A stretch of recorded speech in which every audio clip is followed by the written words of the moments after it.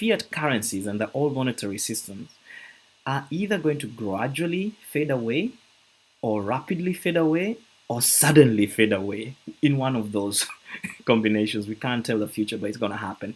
The fact is, most experts today, and I'm talking about experts, not conspiracy theories, financial experts, presidents, and so on, already say this publicly. Okay, so it's a system that has already been disintegrating for a while. And by the way, if you look at the history of money, you'll realize that most fiat currencies around the world have an average lifespan of 30 years. 30 years, and then that's it. You have to get a new one. Inflation or something destroys it. So, and then if you look at global reserve currencies, they have a lifespan of about 80 years. So we are already at the end of the cycle for the current global reserve currency. It's not an exception. Like every other in its past, it will go through the same cycle. And so when that happens, there will be a transfer of wealth. This value just doesn't evaporate; it goes somewhere. So it's going to transfer. People are going to look for new MOEs, UOAs, and SOVs.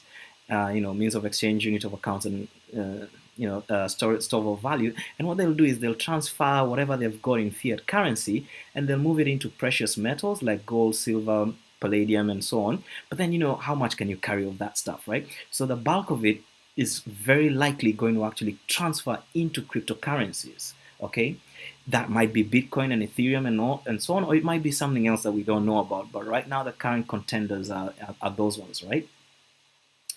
And now here on this graph, you see how this is the total market capitalization of all cryptocurrencies, okay, including Bitcoin, Ethereum, and so on. As you can see, by the end of 2013, it was at like $0 billion, the value. And then, it's moved on to today, it's around $100 billion. Okay, and in the last few months alone, it's gained about $90 billion in the last few months. So people are already shifting value, okay, to cryptos. And then this is an interesting survey by PricewaterhouseCoopers, and only 6% are familiar or extremely familiar with cryptocurrencies. The bulk of the world doesn't even, some of them never even heard of them. Some of them have heard of the word Bitcoin, but they think it's funny money, it's a fad that's going to fade. Remember, I don't know if you're if you're around when the internet was just starting. I was, and people used to say stuff like, "Oh, that's just for kids," or that's just for the nerds. And now nobody even says that. Everybody uses it. Everybody, including everybody. We're sort of in that stage with cryptocurrencies, right?